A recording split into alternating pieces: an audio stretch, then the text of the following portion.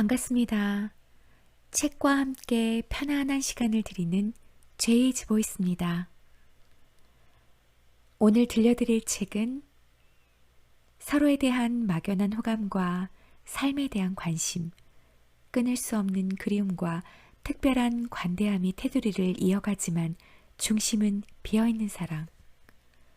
비스듬히 어긋난 연인 사이에 흘렀던 그 사랑 이야기. 정경린 작가님의 이중연인을 들려드리겠습니다. 이열을 처음 본 건 유 선생의 생일 모임에서였다.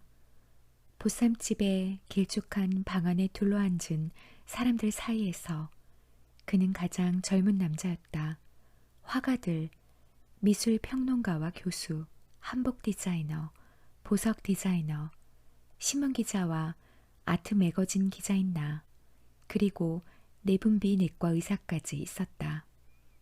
심지어 그쪽 지역구의 국회의원 비서까지 왔으니 중구난방이었다. 1차 생일 파티에 빠진 부스러기 친분을 끌어모은 냄새가 났다. 나이든 사람의 생일이란 친분을 다지기 위한 좋은 명분이다. 나는 마침 그달의 유 선생의 인터뷰 기사를 내보낸 인연으로 초대를 받았다. 이열과 나는 대각선 방향으로 마주 앉았는데 건배사를 붙인 축하주가 여러 번 돌고 자리가 좀 안정되었을 때 시선이 가끔 부딪혔다. 외국어를 쓸 것 같은 인상이었다. 나는 중국어, 일본어, 독일어, 영어 순으로 가능성을 떠올렸다. 뭔가 궁리하는 듯한 눈빛과 사탕을 물고 있는 듯 무표정한 입 주변이 이상하게 마음을 끌었다. 유 선생은 규모가 큰 갤러리를 한자리에서 오래 운영했고 미술 에세이와 미술관 탐방기도 여러 권 낸 유명 인사였다.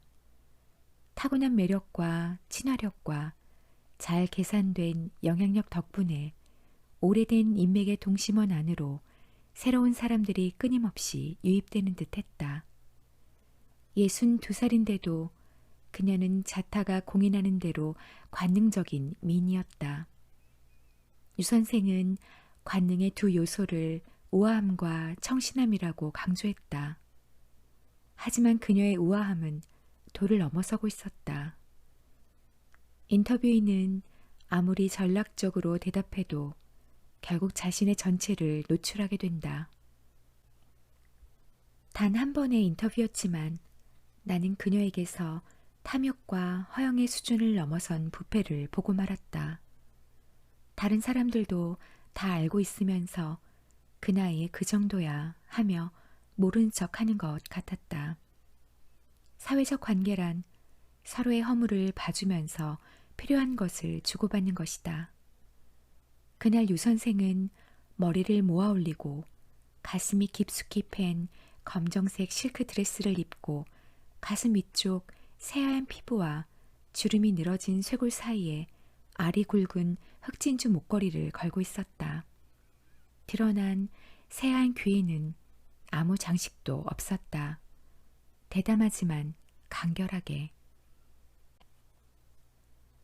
좌식은 개인 영역이 불분명한 데다 그날따라 자리 운도 나빠서 양쪽에 앉은 남자가 은근히 무릎을 밀며 침범하고 있었다.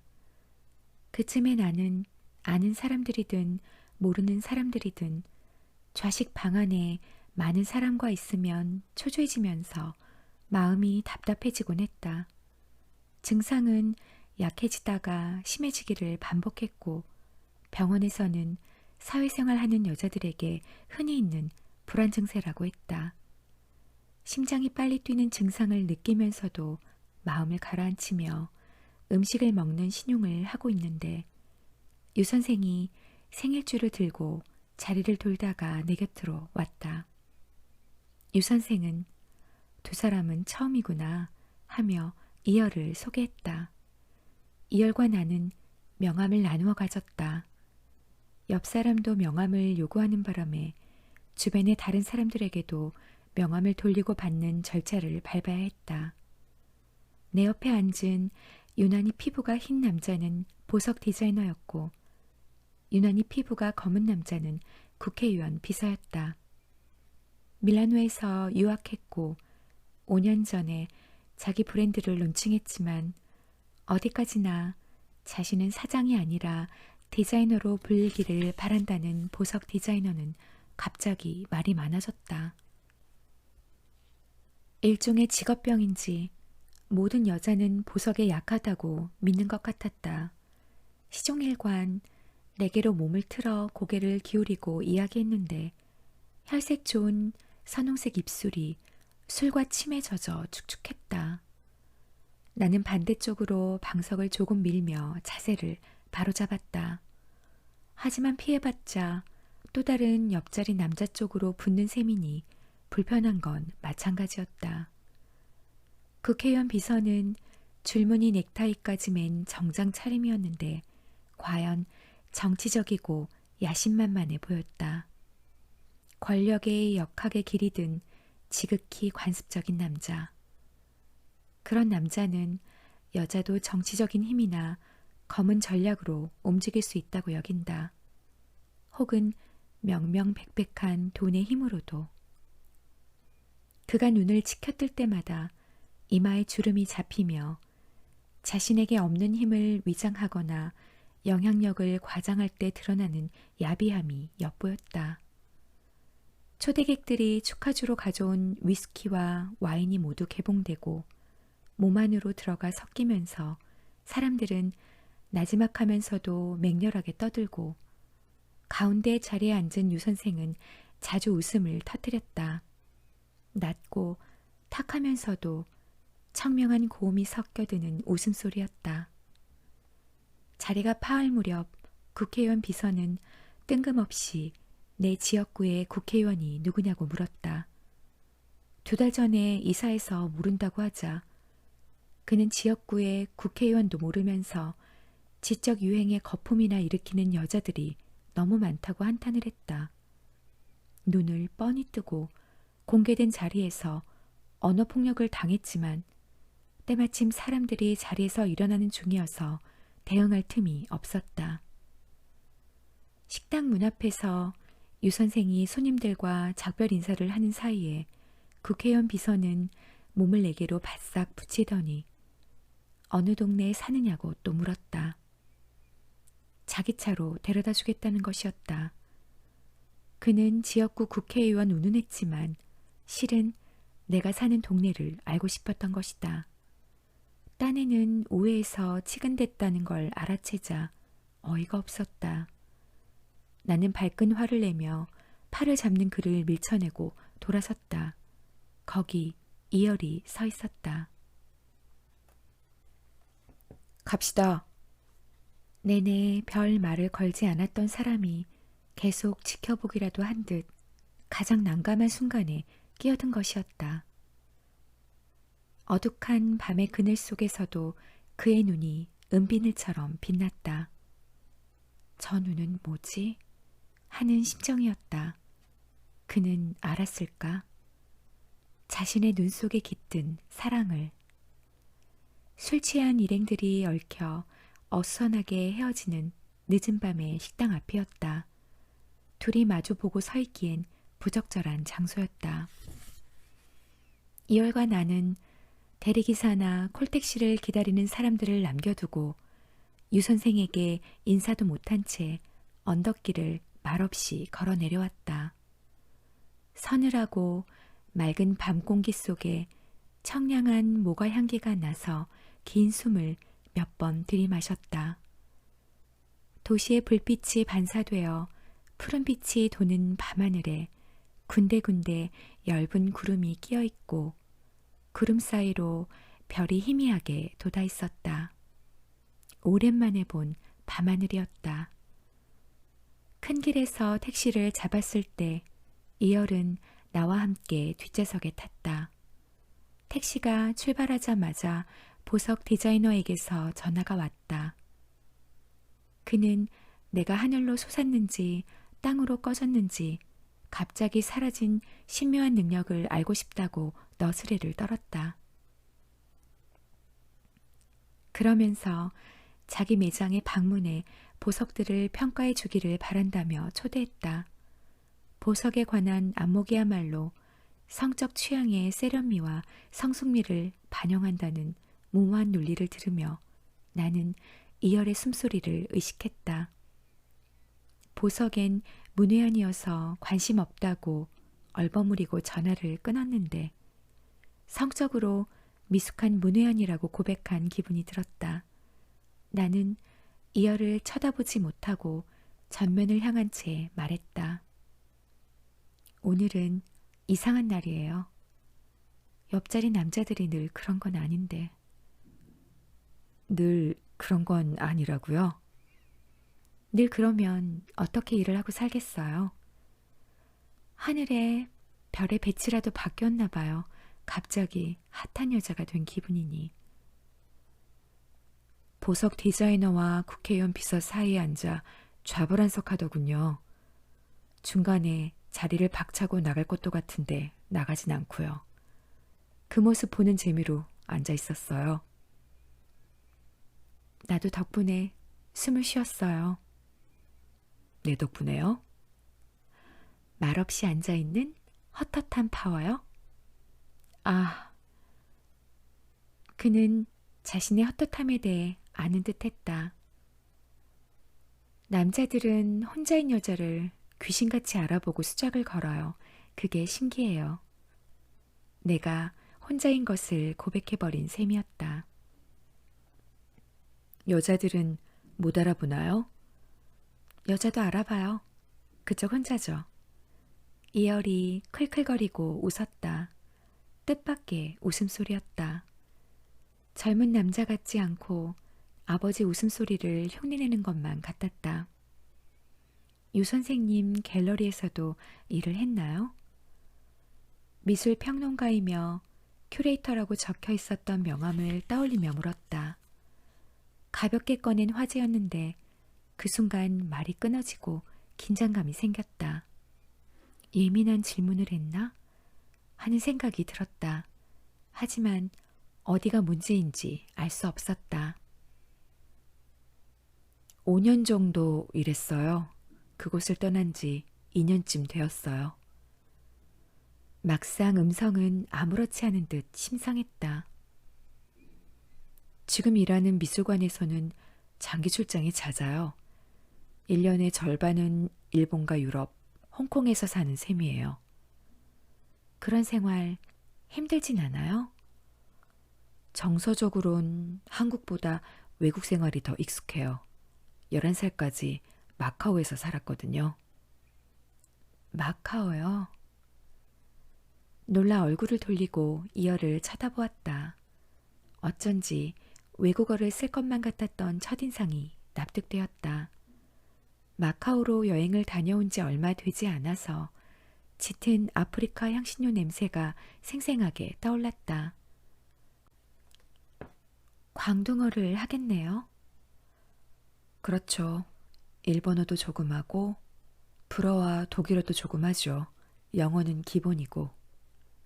어딘가 결이 다르다고 느꼈지만 나와는 너무 먼 세상의 사람 같았다.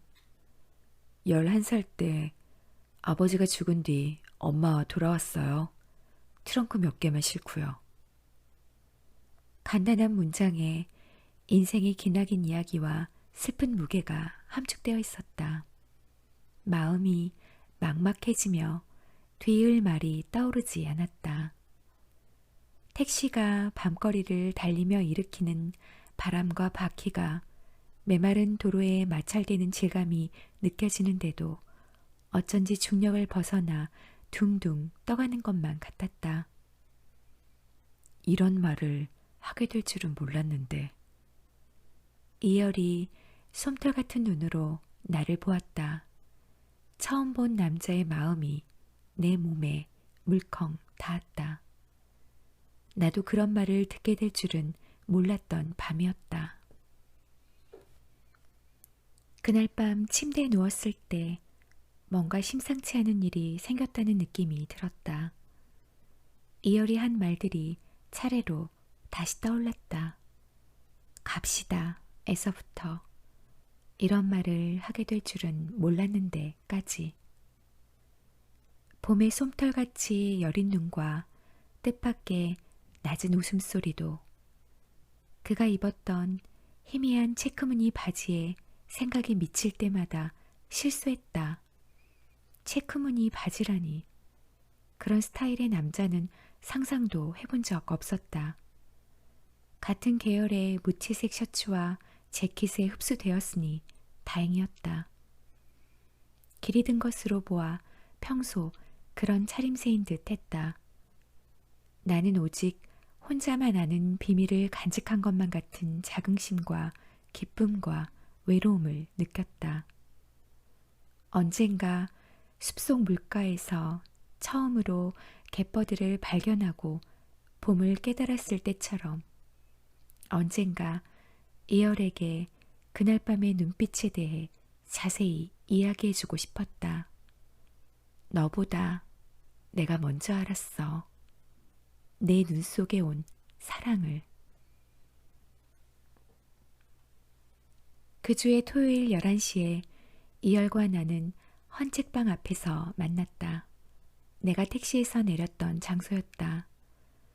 내가 사는 은하수빌라는 은공예점과 수제화점 사이의 도로 안쪽에 있었다. 마을버스가 다니는 상점 거리엔 중국집과 가정식 백반집, 작은 빵가게와 꽃집, 헌책방과 손뜨개질 가게, 수입 양품점, 편의점과 미장원, 마트, 부동산 중개소 같은 작은 가게들이 시장 입구까지 줄지어 있었다. 어느 동네나 있는 가게들이지만 유난히 은공예점과 손뜨개질 가게가 몇 개나 있었다. 큰 도로로 걸어나가 정원이 있는 레스토랑으로 들어갔을 때 작은 분수에서 떨어지는 물방울들이 햇살에 부딪혀 수정처럼 빛나고 있었다. 그날따라 물방울은 날개라도 달린 듯 천천히 떨어졌다. 정원의 높은 담을 뒤덮은 넝쿨잎들이 붉게 물들고 얼굴에 닿는 바람결의 온도가 체온보다 낮아서 청량했다. 그날 파라솔 그늘이 반쯤 들이운 정원의 테이블에 앉아 브런치를 하며 3시간을 보냈다. 이열과 나는 3년 만에 만난 절친끼리 쌓아둔 회포를 풀듯 쉴 새 없이 이야기를 나누었다.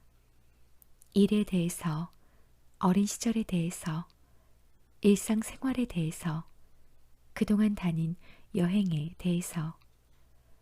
커피를 석 잔째 리필할 때 문득 그런 생각이 들었다. 시간을 함께 보내는 건 우주에 함께 실려 있는 것이다. 시간이란 우주 질서의 구체적 현현이니까. 나는 이열의 외모가 마음에 들었다. 뺨이 어딘가 소년 같다는 것만 빼고. 왜 그런지 사탕을 문 것 같은 뺨은 아직도 마카오에서 돌아온 어린 소년 같은 데가 있어서 슬펐다. 하지만 단단해 보이는 턱은 어른 남자였다. 눈빛은 여리지만 총명해 보이고 한편 예리했다. 부드럽지만 조금 어두워서 안쪽 어딘가에 어두운 비밀을 숨겨둔 것만 같았다. 그렇게 키가 크지 않은데도 기린이나 곰이나 코끼리 같은 커다란 동물처럼 큰 마음의 규모가 느껴졌다. 살결은 희지 않았다. 약간 그늘진 색, 햇볕을 좋아하는 남자의 살결이었다. 가슴과 허리와 복부로 내 시선이 미끄러질 때면 목 뒤쪽으로 전율이 지나갔다. 탄탄해 보였지만 어딘가 공허하고 쓸쓸해서 자꾸만 시선이 갔다. 이열은 마카오에서 사원 근처에 낡은 아파트에서 살았다고 했다. 바람에 향 피우는 연기 냄새가 날려오고 바닷바람과 향 연기 때문에 창살과 발코니 난간이 빨리 삭고 전자제품의 수명이 단축된다고 어머니는 투덜댔다.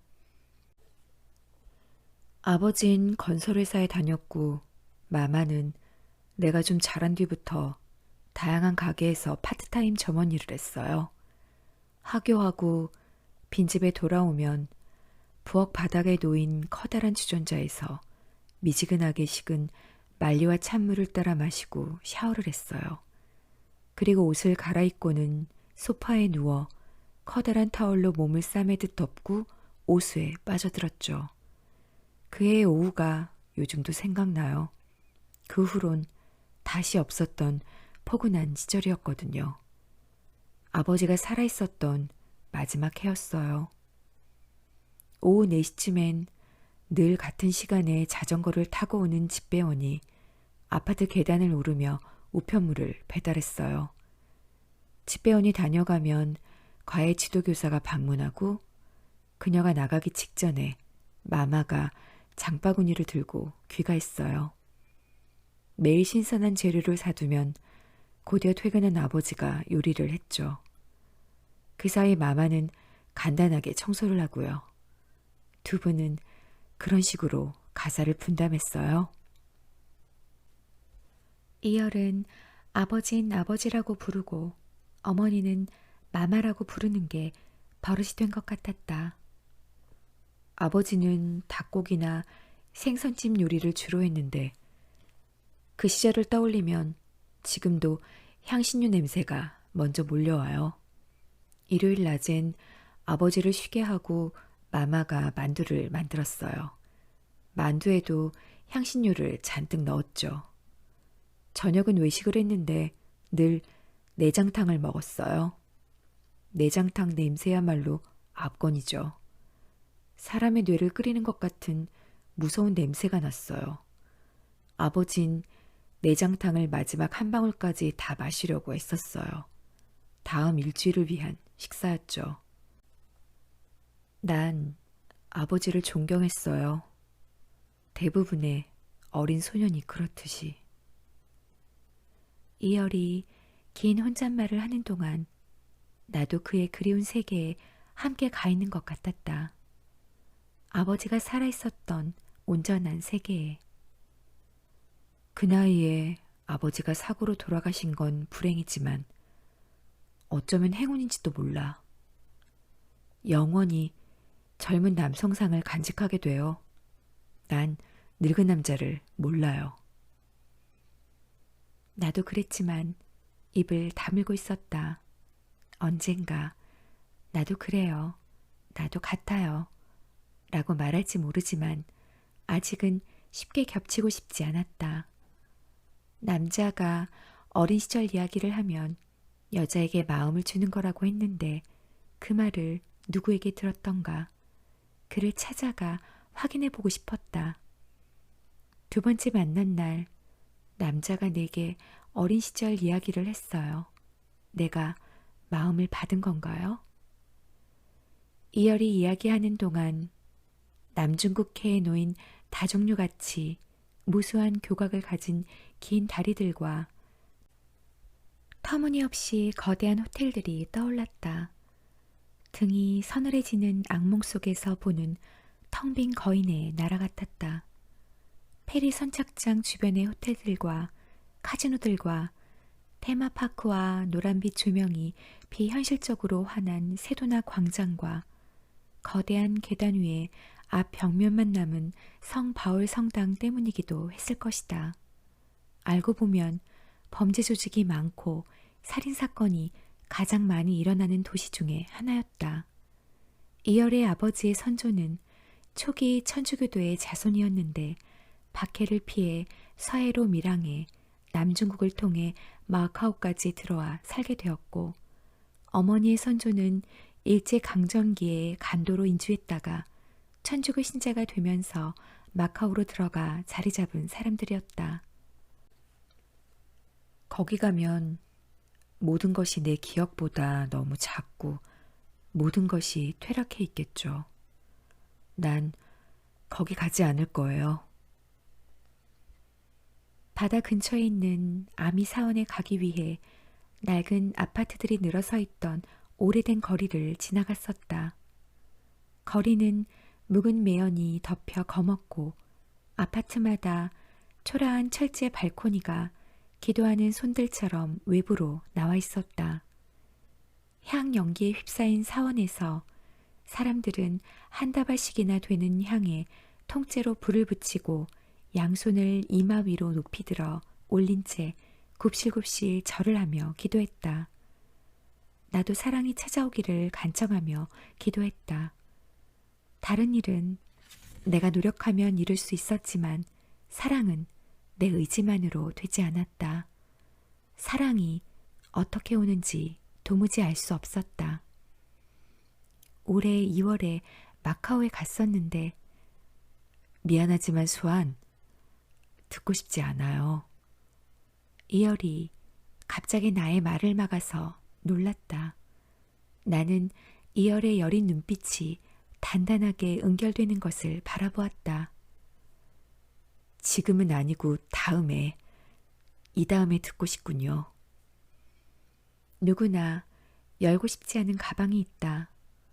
마카오는 이열이 가장 깊은 슬픔을 담아둔 가방이라는 걸 난 알아챘다. 겨우 2번째 만남에서. 나는 이열의 밑바닥을 알아버렸고 그건 너무 빠른 것이었다. 말이 끊어진 채 앉아 있었지만 편안했다. 아무 것으로도 대신 채울 수 없는 휑한 쓸쓸함이 거기 있었다. 비어있는 큰 집의 폐원처럼 내가 거닐어도 빙빙 돌아도 뛰어놀아도 제멋대로 나가고 들어와도 부딪히는 데 없이 자연스럽고 자유로울 것 같았다. 왜 그런지 모르지만 나는 누군가 나를 버릴 것을 먼저 걱정하지 않고 붙들고 놔주지 않을 것을 먼저 두려워했다. 실은 둘을 똑같이 근심하면서 최악은 갇힌 채 버려지는 것이었다. 나는 마치 갇힌 채 버려진 기억이라도 있는 것처럼 생생한 공포를 지니고 있었다.